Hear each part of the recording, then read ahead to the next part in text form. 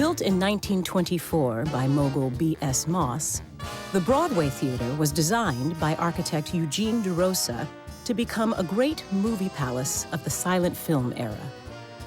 One of their first hits was the Disney animated film Steamboat Willie, which introduced the character of Mickey Mouse. The Broadway Theater is unique in that it's one of the rare Broadway theaters that actually is entered from Broadway. And then you enter into an enormous interior, relatively simple, with some Italian Renaissance ornament. Watch your step and watch your head. This is stage left. If I just keep going, I come out onto the stage, and this is what the actors see when they're on the stage. The glorious house of the Broadway Theater. That's a hard theater to fill, because there's the tier up here, and then there's a tier over here, and then there's like two tiers. It's a lot of tiers. In 2011, Sister Act, based on the hit movie starring Whoopi Goldberg, came to the Broadway, directed by Jerry Zaks. Jerry knows how to get performers to relax and get them to believe that they have that which is funny inside them. That's his magic.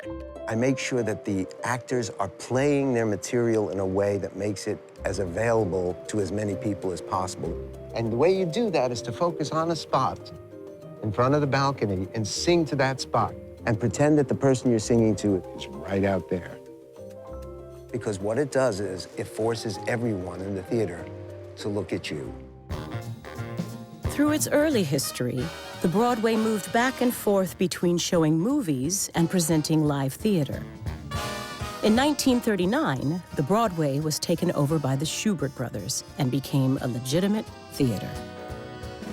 Then, in 1942, history was made on the Broadway stage when Irving Berlin presented This Is the Army, a patriotic musical revue that raised money for the fighting troops of World War II and featured Irving Berlin's masterpiece, God Bless America. The reason Irving Berlin wrote God Bless America is because when he was a kid and going through a lot of hardship, and every time he complained, his mother was saying, God bless America. God bless America.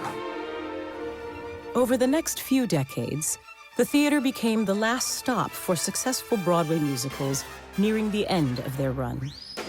In 1959, the Broadway presented what would become a classic of the American musical theater, Gypsy, starring Ethel Merman.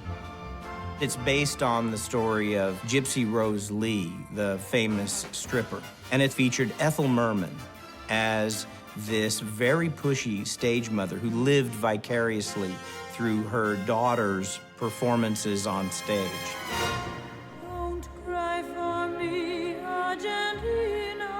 In 1979, the British invasion of Broadway began with Andrew Lloyd Webber's Evita, which made stars of Patti LuPone and Mandy Patinkin. Then, in 1987, the epic musical from London, Les Misérables, became one of the longest-running musicals in Broadway history. It was a massive spectacle based on incidents in the French Revolution and the human scale of an epic battle that was happening during that revolution. Over the next 2 decades, the hits continued at the theater. Then, in 2013, Rodgers and Hammerstein's Cinderella came to Broadway for the first time. Based on a 1957 television special starring Julie Andrews, the 2013 Broadway musical presented a fresh interpretation of this classic story. And now, dear Ella, it's time to make all your dreams come true. When you design a fantasy world, the main thing is to figure out how is the magic going to be accomplished. And we've decided that magic happens in front of our very eyes. No blackouts, no mirrors. It's all in front of you because that's one of the Rodgers and Hammerstein. It's in the lyrics. Magic is all around you. Beauty is all around you, and love is all around you. From movie palace to premier musical house, the Broadway theater remains fascinating and grand.